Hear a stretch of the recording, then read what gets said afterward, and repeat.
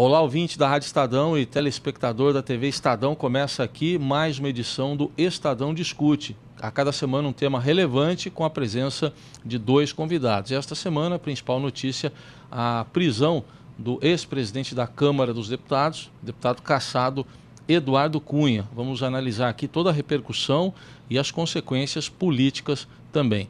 Nossos convidados estão aqui. Um deles, o professor de Ética e Filosofia da Unicamp, Roberto Romano. Obrigado pela presença mais uma vez, professor. Obrigado pelo convite.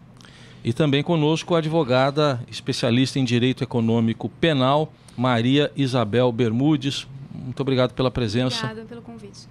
Bom, começando aqui por uma análise, primeiro o professor, depois a doutora Maria Isabel, consequências políticas, o que já dá para a gente vislumbrar dessa prisão, o que ela simboliza na avaliação do senhor, professor?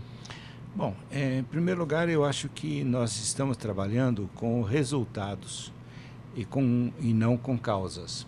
Então, essa prisão é um resultado desse processo, como diz o Sérgio Moro, aliás, depois de muitos analistas políticos, sistêmico, né? Seria bom entender bem o que é sistêmico, né? Quer dizer que você tem uma conexão interna de muitos dutos entre aqueles que pagam impostos e aqueles que se aproveitam desses impostos. Então, esse ponto me parece relevante para não magnificar demais esse feito a mais, né? Eu acho que a Lava Jato tem cumprido um papel muito relevante, mas tem jogado na sombra uma série de perspectivas que escapam àqueles indiciados naquele momento, né? Então, você veja, se fala muito desde ontem nos temores que ocorrem no Palácio Planalto, né? E nós sabemos bem porque Romero Jucá não deixou o Ministério por nada, né? Ele tem problemas sérios. No caso do Senado, nós temos Renan Calheiros. Enfim, nós temos nos três poderes da República, me perdoe a licença, mas nos três poderes, você tem situações extremamente graves de corrupção, né? Então, é preciso que não fiquemos presos a esses espetáculos sazonais, né? E passemos seriamente a pensar sobre as causas dessa corrupção. E a senhora, como é que a senhora vê a resposta, né, que a justiça, o direito, né, de uma forma geral, estão dando nesse caso? Como o doutor Roberto ponderou, essa decisão, além dos efeitos políticos dela, que foge apenas das questões dos indiciados, os efeitos jurídicos dela também vai um pouco além daqueles que estão indiciados, daqueles que estão sendo processados pelo doutor Sérgio Moro e no âmbito do processo da Lava Jato. São decisões que estão sendo tomadas agora no âmbito do processo da Lava Jato, mas que trazem repercussões futuras e já estão trazendo repercussões no âmbito do processo penal, desse recrudescimento de algumas garantias processuais, de algumas garantias constitucionais e que futuramente já estão, e que no momento também já trazem modificações nas decisões dos tribunais.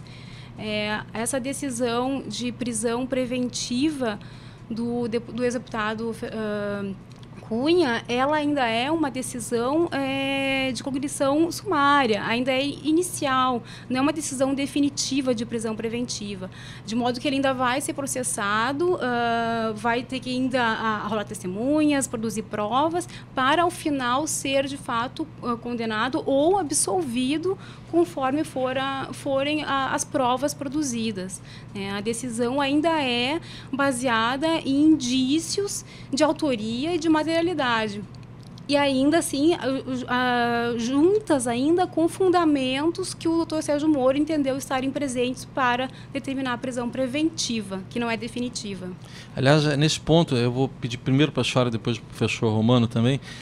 O próprio advogado de Eduardo Cunha chegou a falar que já era um pedido que estava no Supremo e não foi considerado ali. Ele até usou como argumento de defesa isso.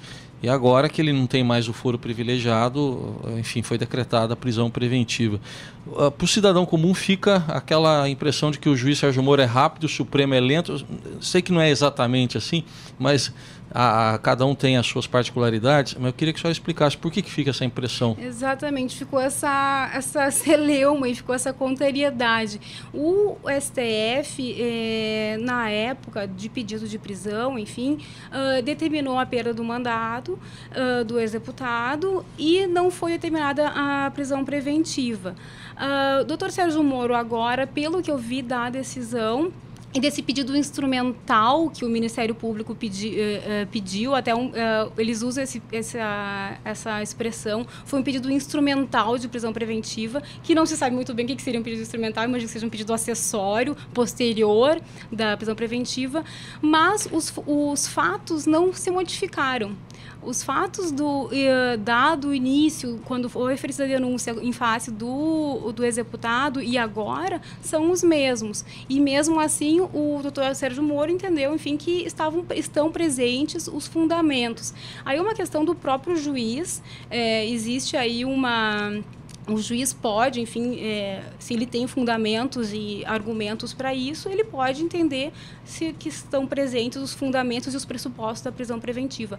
Mas, realmente, de fato, ficou essa questão. A STF, na época, recebeu a denúncia, mas não entendeu presentes indícios ou pressupostos para uma prisão preventiva. Houve apenas a cassação do mandato. E agora, com esse pedido instrumental, o doutor Sérgio Moro entendeu, então, presentes, apesar de não existirem fatos novos, os fatos são os mesmos. Deixa eu ver como é essa questão, professor. Olha, eu sou um pouco mais severo no julgamento do STF. O STF sempre se diz, eu tenho 70 anos de idade e já escutei isso há mais de 60, que o STF é um tribunal político. Às vezes no melhor sentido e às vezes no pior, né? E veja, naquela situação você tinha o processo de impeachment de uma presidente da República com possíveis desdobramentos gravíssimos do ponto de vista social e do ponto de vista político. Você tinha a própria crise da Câmara dos Deputados, que perdia o seu presidente.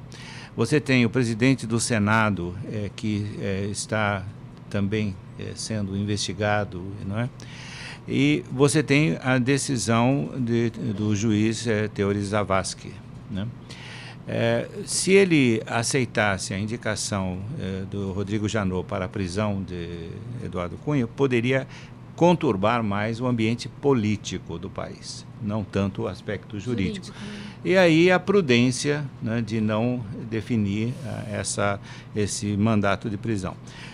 Me parece que, de certo modo, nós podemos dizer que, dada esse clima tenso do país, né, e essa crise de Estado e de governo e de sociedade que nós estamos enfrentando, a decisão de Zavascki foi prudente.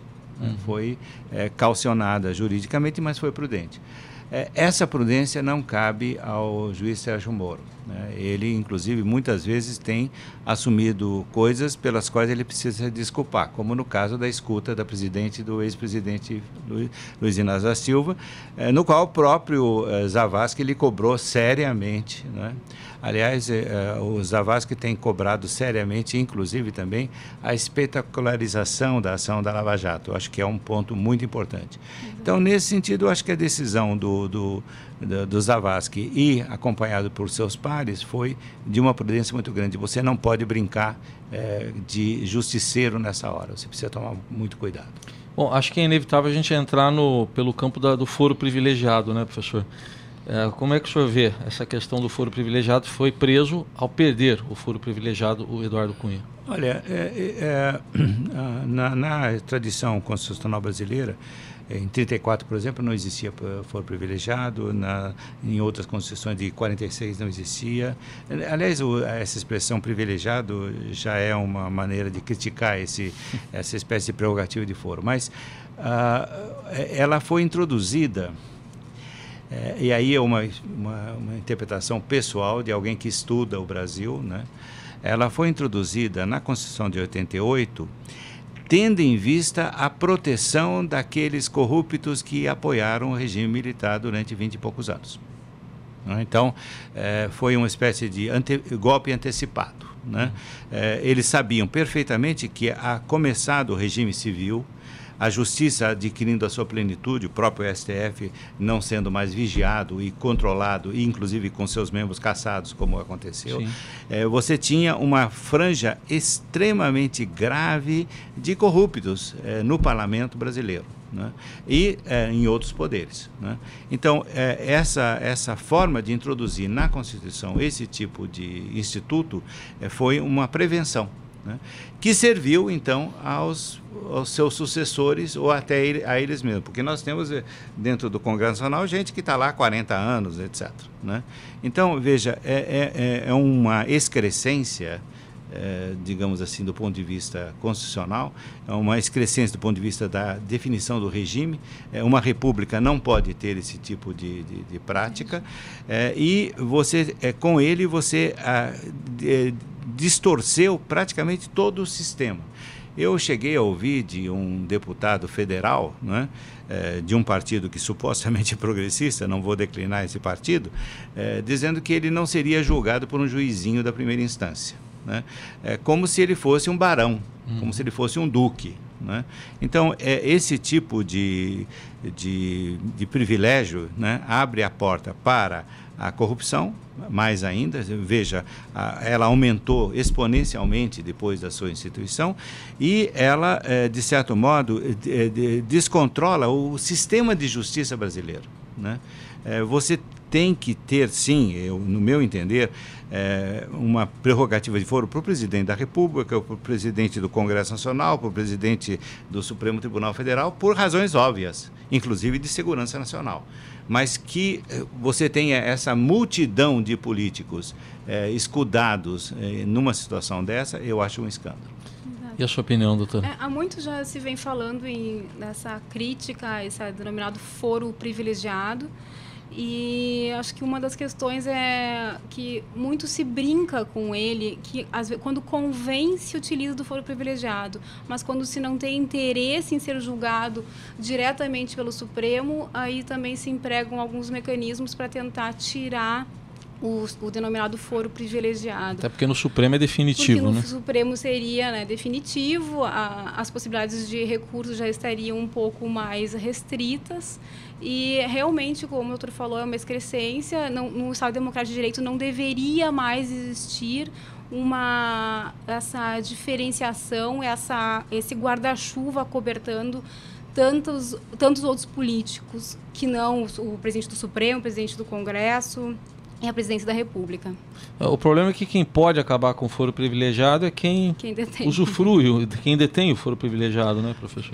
Depende aí da ação da sociedade civil. Aí é uma pressão, né? Da pressão, depende de integrantes da ordem política razoavelmente democráticos, que eu acho que estamos ficando com uma carência cada vez maior, né? E depende também da ação da imprensa. Nesse caso, eu acho que a função da imprensa é fundamental, né? Não é por acaso que, infelizmente, no período áureo da Casa Civil de José Dirceu, se empreendeu muito fortemente o controle da imprensa, né? Então, esse é um ponto que me parece sério, né? Agora, como diz a ministra Carmen Lúcia, inclusive no jornal de hoje, né? Sem essa imprensa você não tem condição de estabelecer minimamente liberdade pública. E nesse caso aí, não é? Veja, quando você tem um tipo de censura espalhada, uma censura anônima, né? Você, inclusive, que em alguns momentos os próprios juízes aderem a ela, né? Esse é um ponto. No caso aqui de vocês têm a Operação Boi Barriga. Boi Barriga, né? Está muito clara, né? Você pode falar da Operação Boi Barriga da família Sarney. Da família Sarney, que não prima pela ortodoxia ética, vamos dizer pelo menos isso, né? Então você tem uma situação complicada. Eu acho que através de pressão popular você consegue pouco a pouco estabelecendo parâmetros novos, né? No caso, por exemplo, da Lei de Responsabilidade Fiscal, você teve essa ação. Inclusive, é um dado que eu colhi junto ao pessoal do Ministério Público Federal. Pelo menos 40% dos processados em processos relativos à responsabilidade fiscal foram condenados. Então, esse é um ponto que... mas é apenas 46, mas em 500 anos é muita coisa. Né? Então, você consegue alguma coisa. A lei da ficha limpa, com todos os problemas que ela tem problemas de ordem constitucional seríssimos, mas ela pode estar ajudando. Então, você vai, pouco a pouco, dado um sistema inteiro que é corrupto e que é autoritário, né? E que digamos, não igualitário, esse é um ponto gravíssimo, né? Você conseguir modificações pequenas rende muito em longo prazo. Entrando um pouco no Instituto aí da delação premiada, que na verdade é colaboração premiada, né? É que delação tem um nome mais apelativo.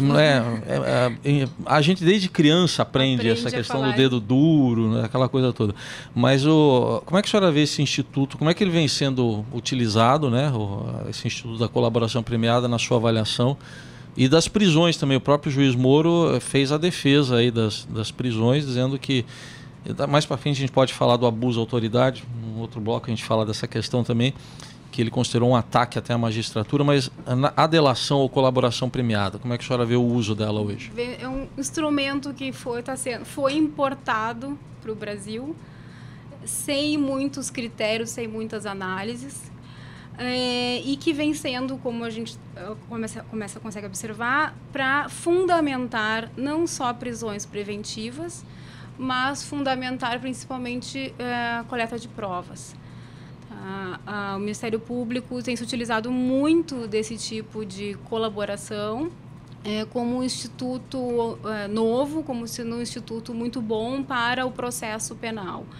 O problema é quando se começa a trazer essas informações e não se procede a demais investigações e se utiliza tão somente disso para processamento e também para negociar liberdades. Aí a gente tem um problema de um instrumento que, é claro, o sujeito está lá preso, muitas vezes com família fora, pressionado, sabendo que se ele fizer uma delação no início ou durante ou ao final do processo, poderá ter sua pena reduzida, poderá ter outros benefícios. Isso é um chamariz, isso é um atrativo para algumas pessoas. E isso acaba fazendo com que a pessoa delate ou, às vezes, entregue informações que, às vezes, não sempre são tão concretas ou tão verídicas e que acabam não sendo verificadas e são utilizadas posteriormente para processo penal, como provas certas e concretas e, muitas vezes, utilizadas para negociar a liberdade. A gente viu logo ao ano passado de que passarinho que está preso pia, expressões deste cunho, vindas às vezes do próprio Ministério Público. Então é preciso sopesar muito bem a utilização desse instrumento, porque não dá para a gente utilizar ele como único meio de prova. Quer dizer, a investigação tem que existir. A investigação tem que existir, a verificação dos dados tem que existir.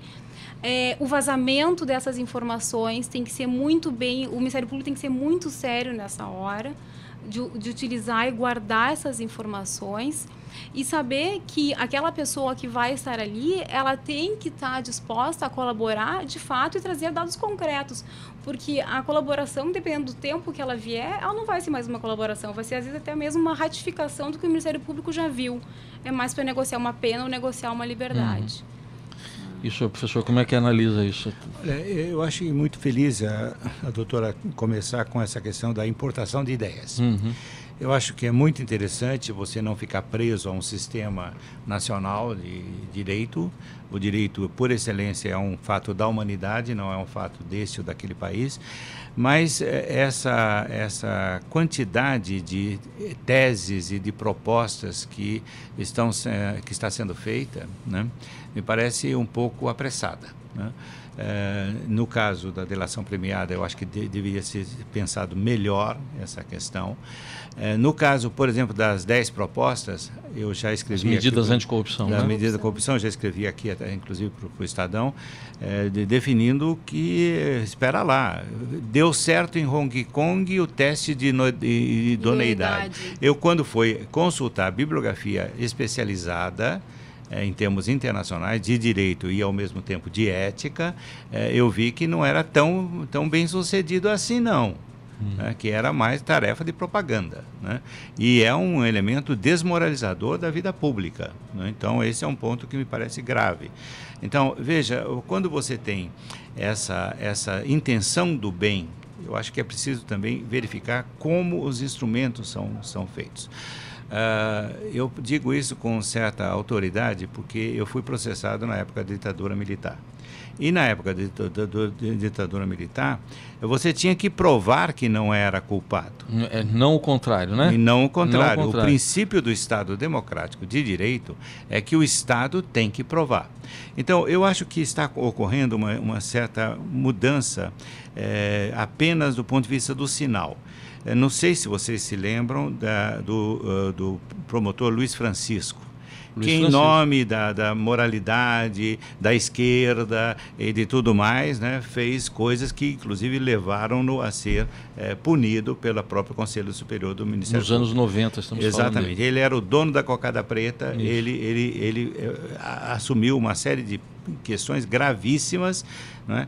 Outro ponto que me parece gravíssimo, né? Então, nessa linha você vê, não é o lado da direita, mas é um lado, digamos assim, punitivo, uma cruzada, eu diria.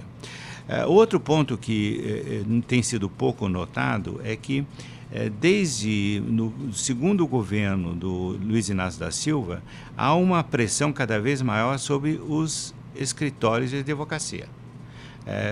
A doutora deve se lembrar, invasão de escritório de advocacia em São Paulo. Né? Eu, inclusive, escrevi um artigo também para vocês, né, questionando esse ponto. E os advogados do escritório de advocacia e advogados até que militam na área criminal, muitas vezes confundidos e vistos como se corruptos e criminosos fossem. Exatamente. Como acho que o advogado do ex-deputado Cunha, recentemente na Polícia Federal, foi hostilizado, xingado na saída da polícia, como se ele fosse uma mão ou se fosse um criminoso. Exatamente. Sendo que o advogado, agora, nós somos essenciais da justiça, nós precisamos também da justiça e vide, inclusive, defensorias públicas que os advogados precisam, estão ali para ajudar. Então, é importante não se confundir isso, que o advogado ele não pode ser visto como alguém que é criminoso ou tem uma tendência ao crime ou está recebendo honorários de propina. Foi isso que acusaram o advogado do ex-deputado Cunha.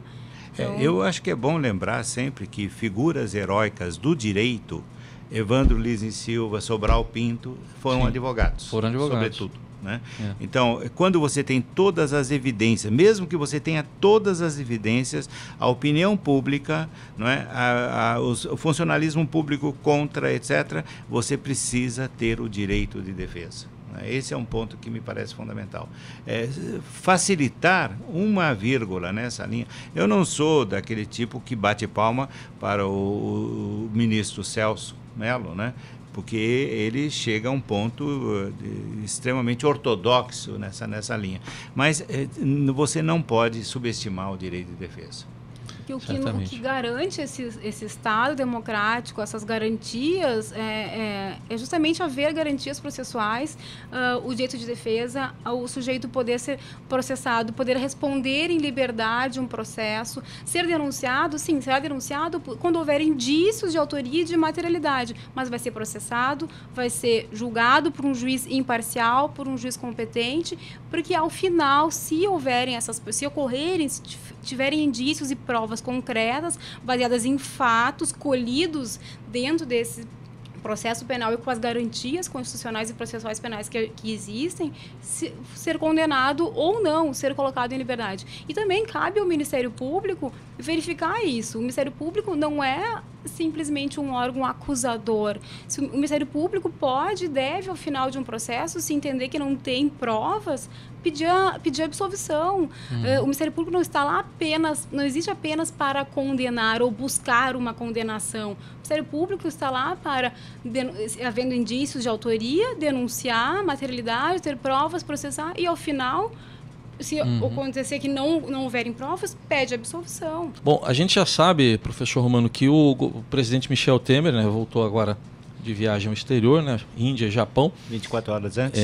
Pois é. E ele já está preocupado aí Será com que houve um vazamento? desdobramentos e tudo mais. Ele tem votações importantes. Claro. O plenário se esvaziou assim que foi anunciada a prisão de Eduardo Cunha na quarta-feira. Num primeiro momento, o senhor vê que consequências políticas aí para o governo Temer, que é do PMDB, o partido de Cunha? Olha, eu acho que, bom, em primeiro lugar, o governo Temer é um governo de transição. E como governo de transição, sempre tem o problema da fragilidade, né?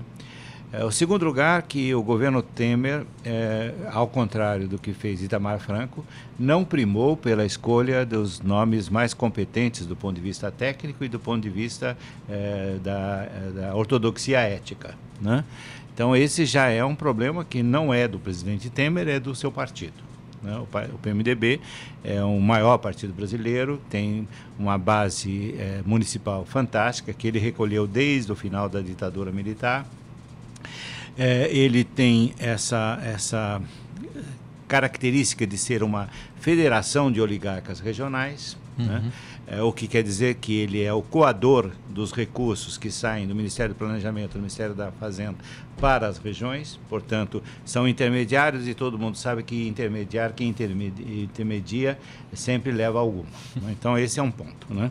Segundo elemento, então, esse elemento de transição, você tem ainda a ameaça do processo no TSE.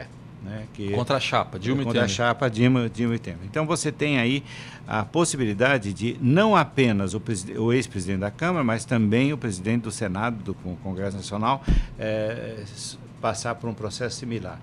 O que quer dizer que, em termos de crise política, nós estamos chegando no olho do furacão. E parece que nós não estamos percebendo isso, né? Então, essa prisão do Eduardo Cunha, eu acho que apenas anuncia esse olho do furacão que nós estamos entrando. As consequências econômicas são dramáticas, as consequências sociais mais dramáticas ainda, né? Então, é preciso que nós tenhamos a tranquilidade para não cairmos no imediatismo, né? Essa questão. Eu apoio Temer integralmente porque ele substitui a quadrilha do PT. Espera lá, vamos devagar com isso, né? Segundo ponto, é preciso ter uma capacidade crítica muito aguçada, né? Se uma pessoa que está tentando levar um governo de transição erra, é preciso pesar esse erro nesse conjunto, nessa situação. Eu acho que ele tem cometido muitos erros, né, estratégicos e táticos, mas me parece que é importante você não se desresponsabilizar. Você precisa que haja não uma solidariedade com o governo Temer, mas uma solidariedade com o país, né? Perceber o que nós estamos entrando em termos de crise. E eu temo que, efetivamente, a famosa governabilidade, que não se conquista, ao contrário do que pensou Lula, do que pensou Dilma Rousseff, não se conquista com o maior número de elementos votando no Congresso, é outro, mais qualitativo. Essa governabilidade, ela sofre muito com essa prisão. Quer dizer, padece o mesmo, na questão da governabilidade, o problema parece que é o mesmo ainda, né? Não se mudou muita coisa. E eu diria que é mais urgente, porque no caso de Dilma Rousseff, ela não tinha mais condição de governar, né? Agora você tem um presidente que sabe que é de transição, né? E que precisa minimamente governar. Por isso eu fiz o paralelo com Itamar Franco, né? Itamar, como estadista que saiu do PMDB, né? No fundo é isso que está acontecendo. Ele brigou com os líderes do PMDB e foi para o PRN. Sim. Né? Mas o Itamar tinha uma prática de governo muito sólida. ele foi um prefeito fantástico de Juiz de Fora, ele foi governador, ele foi senador, né? Portanto, ao contrário de Michel Temer, ele sabe mexer com o debate político e com as negociações políticas. Michel Temer é um homem do direito constitucional, respeitadíssimo, mas não tem essa experiência, como aliás Dilma Rousseff também não. Aliás, eu já vou até pedir para o professor ir pensando, mas primeiro eu vou falar com a doutora Maria Isabel sobre essa questão envolvendo as consequências que vem por aí, se Eduardo Cunha resolver falar alguma coisa, né? Acho que essa que é a grande dúvida que paira nos gabinetes aí de Brasília, se ele fala ou não fala. Mas, no caso de Eduardo Cunha falar, doutora, há diferenças em relação ao tratamento dele em relação a um diretor da Petrobras, por exemplo, pelo fato do poder que ele detinha? Há diferenças nessa questão, a senhora vê? Bom, ele pode colaborar agora, durante o processo e ao final do processo, lá na fase de execução. O que ele vai negociar vai ser a entrega de dados, fatos e pessoas. No momento que ele se dispõe a colaborar, fazer essa colaboração premiada, ele se torna ele é um processado, já é um processado comum como qualquer outro. Isso não há distinção. Apesar de um nome político desse peso, ele foi uma pessoa processada, denúncia recebida, agora será processado. Mas a diferença dele para outros, agora ele já não tem nem mais foro privilegiado, ele é um processado brasileiro como qualquer outro empresário. O que ele vai poder negociar serão as questões de pena, devolução de valores, a questão se ele já vai em liberdade logo em seguida ou não, se ele fica em prisão domiciliar, se ele fica sendo monitorado, por quanto tempo ele tem que se comprometer a comparecer à justiça, a colaborar com a justiça. Mas Eduardo Cunha, agora denunciado, é um processado criminal como qualquer outro, como qualquer outra pessoa processada no Brasil. Sim. Politicamente é uma ameaça forte, não, professor? Tem um potencial forte. Eu acho que é uma bomba atômica. Uma bomba atômica. Mas assim, é uma grande preocupação política aí, que o doutor... Sim. E o processo penal, ele, apesar de existir uma questão, tem as questões políticas, mas também tem as questões criminais e processuais. O processo penal, ele anda muito atrelado à questão política, infelizmente.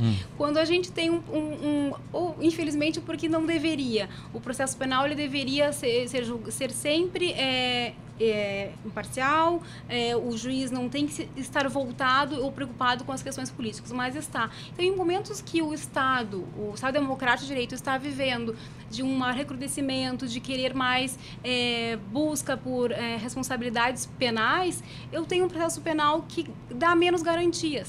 E em momentos em que a democracia está mais plena, em que não há tanta conturbação política, eu tenho maiores garantias sendo conferidas aos processados. Sim. Então, agora a gente está vendo um momento em que todas essas decisões do processo da Lava Jato, com certeza vão repercutir no futuro, já estão repercutindo, mas de um recrudescimento muito forte da justiça e das garantias processuais e das garantias constitucionais. Sim.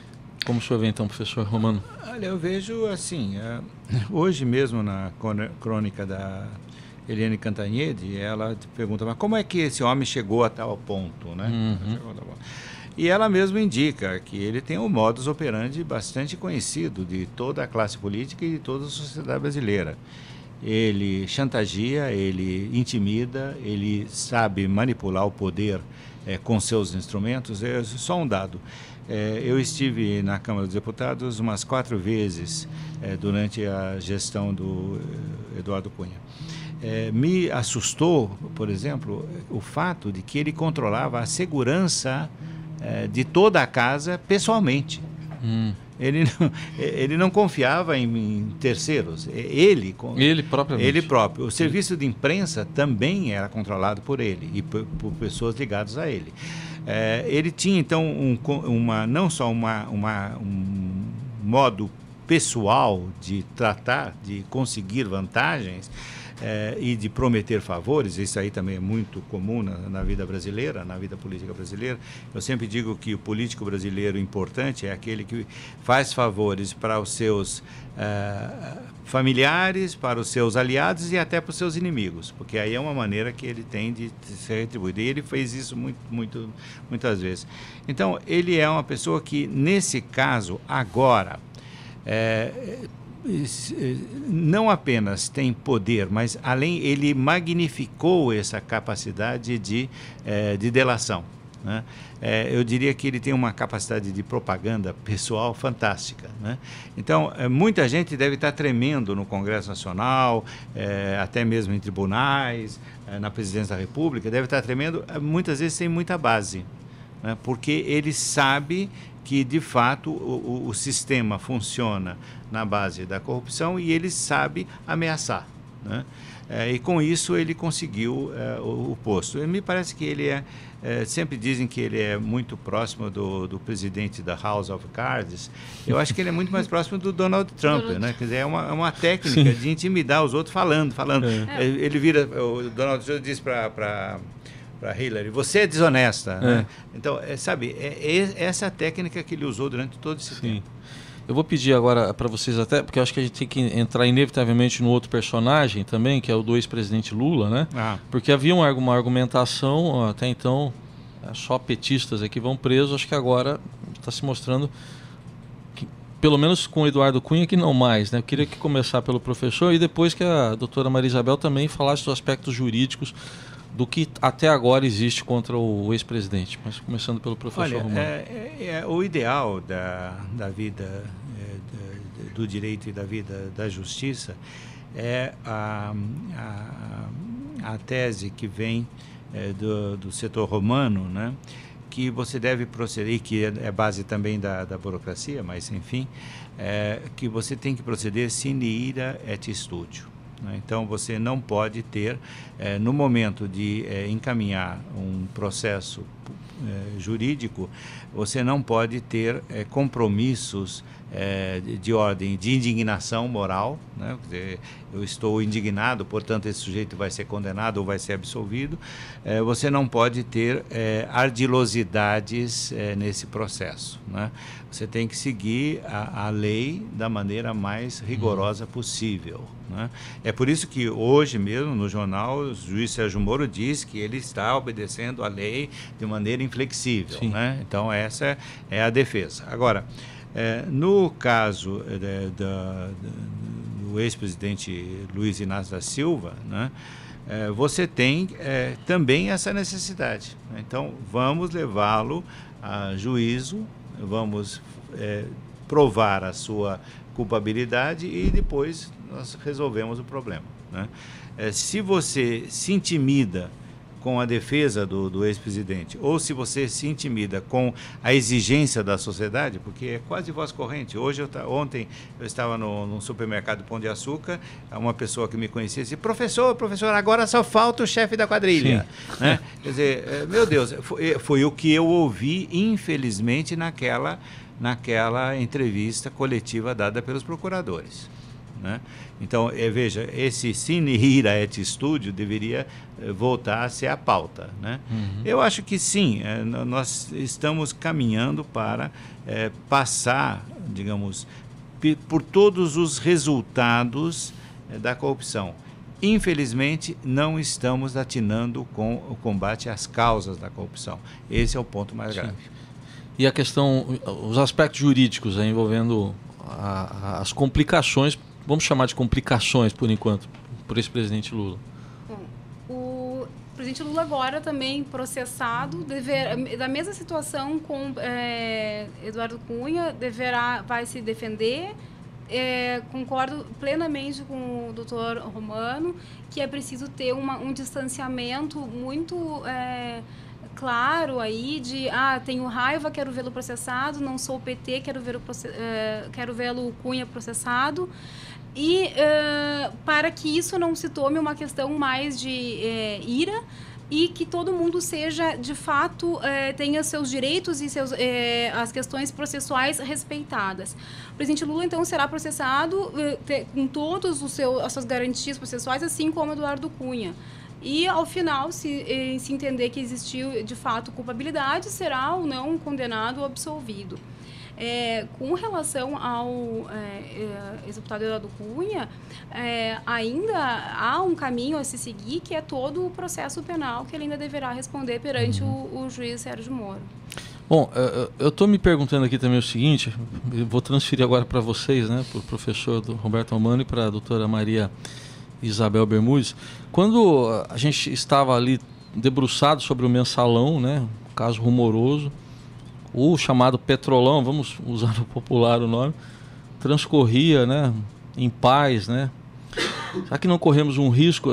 Até que ponto podemos confiar que o Petrolão, assim chamado, seja uma virada de página?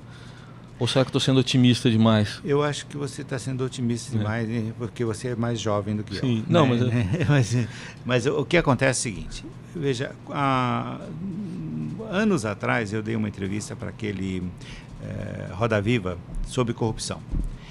E foi um pouco difícil explicar para os seus colegas, né, um ponto que é de ordem estrutural e de ordem lógica, né?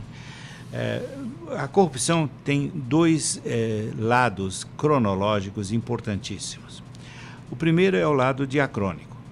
Um evento vem depois do outro, um escândalo surge depois do outro.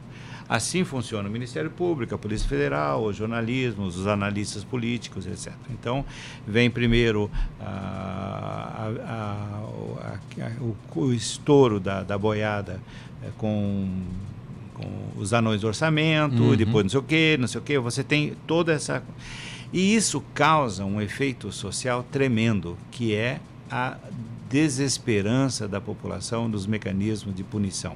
Bom, também suscita indignação, mas essa indignação muitas vezes ela vai e volta, ela é intermitente, né? Então veja, todo mundo que saiu para a rua contra o Collor, depois, etc. Então você tem agora é moda dizer que não é político, é não gestor. É político, não tem nada a ver com político. Bom, agora o outro lado, que é, no meu entender, o mais grave do sistema corrupto, é a sincronia. Quer dizer, no mesmo momento em que um escândalo está sendo denunciado, processado e julgado, você tem muitos outros ocorrendo. Né? Porque a sincronia mostra o aspecto sistemático mesmo da corrupção. O que quer dizer que você teria que pensar sobre a estrutura do Estado e da sociedade brasileira. E isso nós não fazemos. Né? Então nós ficamos aí trabalhando, enxugando gelo com toalha quente, né? Punindo um, punindo outro, cada vez mais punindo. Isso é interessante. Sim, tem que punir, mas não resolve o problema. Mas o problema está lá, né? Você não muda nada. O Brasil continua um Estado não federativo. O Brasil continua um Estado em que a presidência da República tem uma hegemonia falsa, porque ela tem que pagar isso com corrupção, com cargos e com verbas. Né? Todo presidente da República, Dona Dilma, seu Luiz Inácio, senhor Michel Temer, sentou naquela cadeira, tem uma faca no pescoço, né? Porque senão não chegam as verbas para a região. Né? E aí tem um problema gravíssimo em termos de corrupção política, que é a cumplicidade não intencional do eleitor. Né? Todos nós sabemos, rouba mais faz. Essa é uma coisa que existe. Eu desafio qualquer político brasileiro que chegue pleiteie um cargo, que diga que ele é apenas ético. Se ele não disser que vai trazer obras e não se sabe como que ele vai trazer essas obras, evidentemente ele não é eleito. E é um direito que tem o cidadão de ter essas creches, essas coisas. Sim. Mas o que ocorre é que você leva o cidadão, né, a essa cumplicidade não intencional. Me parece que aí você tem um núcleo pior do processo de corrupção política. Peço a opinião agora da doutora Maria Isabel. justamente não estão se tratando as causas dessa corrupção, mas sim, até mesmo através dessas 10 medidas contra a corrupção, eu vejo que são medidas e atitudes que estão sendo pleiteadas para serem tomadas nas consequências. São o tal da pegadinha contra a integridade do funcionário público, o recrudescimento dessas garantias, a utilização da prisão preventiva para devolução de patrimônio. Não são questões... Doutora, se me permite, os 5% que o delator ganha. Se resultar bastante dinheiro. Isso é corrupto. Isso daí são questões que estão atacando o pós, não estão atacando as causas, as causas que geram essa corrupção. E como o doutor falou, o nosso sistema brasileiro, essa de troca de favores, sistema político de eu pago aqui, você me dá ali, está desde a nossa raiz e está desde o início do nosso sistema político. Então, com essas medidas contra a corrupção, não está se atacando isso, está se atacando as consequências, o resultado. Bom, caímos aí, acho que na reforma política e volta-se aquela questão do foro privilegiado. Quem tem que fazer isso é quem se beneficia do sistema. O professor falou até do ministério aqui, se chama até de parlamentário, né, professor? Não é isso, se a gente for analisar? Exatamente. Não é por aí? Então a gente vê que há poucas chances de mudança sem uma mobilização, ou existe alguma outra possibilidade? A única possibilidade, eu acho que é a liberdade de imprensa mais irrestrita, a ação da cidadania, dos movimentos sociais que efetivamente não se tornem cativos desses partidos políticos estabelecidos, e me parece que é preciso denunciar fortemente essa onda de apoliticismo falso. Que usa justamente a desesperança da população na instituição. É bom lembrar, esse é um dado gravíssimo, a pesquisa Latino Barômetro mostra que boa parte da população brasileira não é que não confia mais no sistema político, não confia mais na democracia. É mais grave ainda, bem mais grave. É de assustar, não é? Então, é preciso, então, que você tenha uma ação vinda da base social, e aí é um problema grave, porque quando você tem a capacidade de cooptar lideranças de movimento social, aí você pode se manter eternamente, né? Então, me parece que em 2013... 2014 nós tivemos movimentos sociais que foram para a rua e que rapidamente já foram cooptados. Esse é um ponto que me parece a ser pensado. Bom, e agora a gente vê até o presidente do Senado que, considerando aí os investigados, ele está na fila, vamos dizer assim, né? Ele está na fila. Não sei quando será a vez dele, mas ele propõe uma espécie de um combo aí, né? Um combo. Quer analisar a reforma política com medida anticorrupção e mais a questão da lei do abuso de autoridade. Quer dizer, parece que se coloca tudo num caldeirão só e não se analisa devidamente a estrutura, né, doutora? Exatamente.